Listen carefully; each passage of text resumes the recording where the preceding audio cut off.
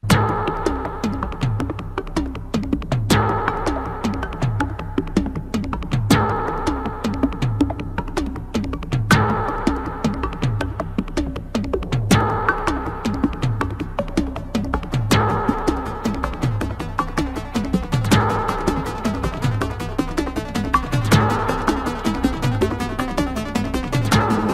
con la presencia de Ángeles Díez.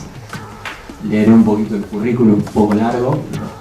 Ella es doctora en Ciencias Políticas y Sociología de 1997, actualmente profesora del Departamento de Cambio Social de la Facultad de Ciencias Políticas de la Universidad Complutense de Madrid. Si hiciéramos una encuesta en la calle, en los bares, en la universidad, en los centros de trabajo y preguntáramos sobre la opinión que merecen los medios de comunicación de masas, nos encontraríamos con respuestas muy negativas. Nos dirían: los medios mienten, los medios censuran, los medios nos manipulan. Si hay tal descrédito de los periodistas, si además todos somos conscientes de que los medios nos mienten, nos engañan, nos manipulan, ¿cómo es que seguimos creyendo lo que nos cuentan los periodistas? ¿O cómo es que sin creerles nos comportamos como si los creyeran? La prensa no se vende si las empresas de medios se están perdiendo dinero continuamente. La otra pregunta es: ¿cómo es posible que sigan subsistiendo? ¿Cómo es posible que todavía tengamos periódicos, que todavía tengamos radios y que, estando en crisis las grandes empresas mediáticas, sin embargo, se mantengan? Bueno, nos creemos lo que nos dicen o, sin creerlo, actuamos como si lo creyéramos porque necesitamos entender el mundo para vivir en él. Y siendo cada vez más débiles los lazos sociales, los medios masivos son quienes han acabado por monopolizar el relato del mundo. La labor del periodismo en el capitalismo es fundamentalmente elaborar relatos coherentes que destruyen a su vez la posibilidad de otros relatos que vengan de otras fuentes que no sean el poder político y el poder económico.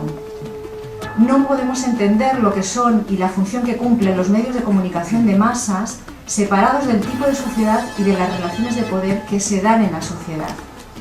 La función que cumplen es la de fabricar el consentimiento, la aceptación.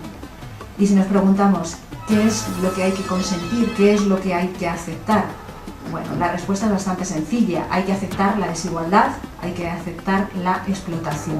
En esta época surge también el paradigma del periodismo como cuarto poder, que es en ese periodismo ya de masas, ya en el siglo XX, en donde los periodistas y sobre todo las empresas ya mediáticas tratan de defender su espacio, argumentando que están al servicio de la población, que no son instrumentos del poder político ni del poder económico, sino que forman parte de las democracias, de los sistemas representativos, como ese cuarto poder que actúa vigilando al poder político. ¿No? Es el paradigma que empieza a legitimar esa nueva forma de hacer periodismo. El capitalismo, es decir, un sistema basado en la explotación, no puede subsistir sin apropiarse también de los medios de producción de conciencia.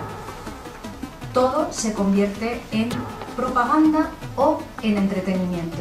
La imagen que se difundió sobre las Torres Gemelas, la información que se dio, sintetiza esas dos funciones del periodismo actual, en la que ya no se hace periodismo, ya se hace propaganda que legitima las intervenciones armadas, en el caso de las Torres Gemelas, la invasión de Afganistán, la guerra con Afganistán, y a partir de ahí toda esa lógica en la que Estados Unidos, en la cabeza del imperio, empieza a articular la nueva doctrina de guerra. La nueva doctrina de guerra que no es del 2001 ni es de las Torres Gemelas, sino que ya se puso en marcha con la legitimación de la intervención en Yugoslavia, la guerra de Yugoslavia, que es el famoso la intervención humanitaria, que Clinton es el que la desarrolla más ampliamente. Los medios empiezan a hablar sobre todo de sí mismos, son puro narcisismo, impulsan y alimentan a sujetos políticos que, para tener alguna posibilidad, se tornan también sujetos mediáticos, performers a los que se mide no por sus propuestas, sino por su actuación. La pregunta esa que hacía al principio: ¿cómo es posible que sigan existiendo periódicos, radios, etcétera, si tienen pérdidas? Y bueno, pues porque el objetivo de esas empresas mediáticas es otro. Y es un objetivo doble. Por un lado, mantener y reproducir los intereses de el grupo de empresas del que forman parte esa corporación, esa red de empresas, y por otro lado la reproducción propia del sistema, es decir, que no puede ser cuestionado en lo sustancial. En el caso de los medios privados se identifica la pluralidad, el que haya muchos medios privados con que haya pluralidad, cosa que es totalmente falsa. Hay 6 grupos mediáticos que son los que controlan toda la información, casi el 99% de la información que circula por el mundo. Toda la información está construida, está elaborada. Es un recorte de realidad que tiene... Chomsky hablaba de filtros por los que pasa, y hablaba de la censura. Diríamos que hay como 5 P's que son las que podrían traducirse en esos controles, en esos filtros que habla Chomsky. Sería la propiedad, sería la publicidad, sería también el periodista, que tiene sus propios valores y su propia ideología, que también actúa ahí censurando. No existe la posibilidad de desentrañar cuál es todo el proceso de elaboración de esa mercancía, que es la información.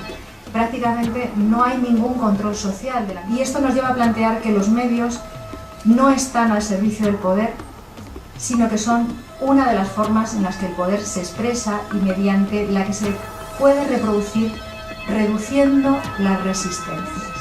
También me diréis, bueno, pero entonces ¿esto qué? No hay salida, o sea, estamos atrapados, no hay posibilidad. Bueno, los medios no son omnipotentes, no es eso. La gente está dominada por el capitalismo, los medios de comunicación de masas son solo una de las vías a través de las que se ejerce ese control.